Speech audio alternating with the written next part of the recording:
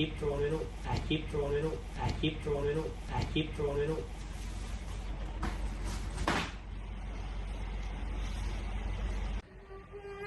เขาสิไปทำลายลูกเขาได้จังใดลูกก็คือลูกมันคือสายเลือด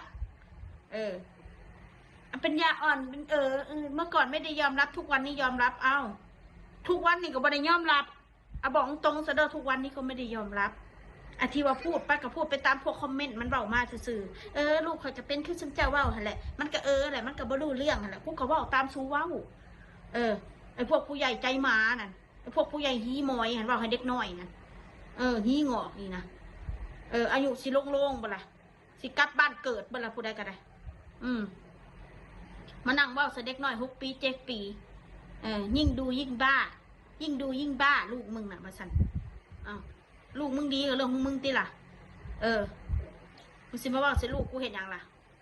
บ้ามึงก็มันไปกินหัวมึงเหรอวะคนที่ทำลายก็คือลูกก็คือพ่อคือแม่มาสั่นกูไปทำลายไปทางลูกกูทำไมไม่เอาลูกกลับไปโรงเรียนสู้จากเหตุหยังสู้ต้องการให้ลูกเอาไปโรงเรียนสู้จากเหตุหยังเขาลูกกูถามดูถ้ากูเอาไปเดี๋ยวสู้สัญญาบอกว่าสู้บ่มาวุ่นวายในโรงเรียนเขาสู้กับประกาศโทรหาพอโทรหาคุณครูพ่อแม่เป็นอย่างนี้นะออกมาด่าส่งลิงก์ไปแล้วบัดนี้ส่งลิงก์ไปให้ทางโรงเรียนเบิ่งแล้วบัดนี้เพื่อจะเห็นเฮาคล้ายขี้หนาอับอายต่อโรงเรียนพี่น้องบ่ได้ฮู้ซะว่าเฮาด่าทุกอันพวกมาที่มาเว้าให้เด็กน้อยที่มาเว้าให้ครอบครัวเขานะบัดนี้คนเขาเบิ่งเขาเป็นอย่างที่เขาพูดจริงๆด้วยคนเขาก็เสื้อแหละบัดนี้เสียหายแล้วเป็นกูพวกกูแหละบัดนี้อยู่แบบมีศักดิ์ศรี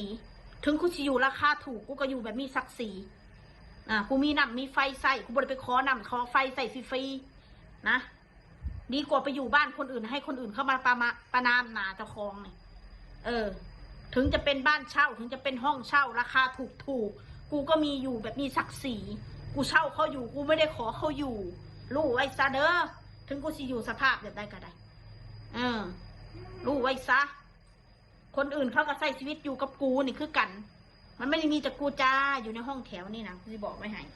เขากันอยู่ราคาถูกคือกันกับกูกินเข่าคือกันกับกูนะทีมกับชูดูถูกนะสมนั่นแหละที่อยู่ก็สมแล้วกูให้อยากได้เดือนละ200กูทามีบ่พี่น้องบ้านเช่าเดือนละ200ให้อยากไปอยู่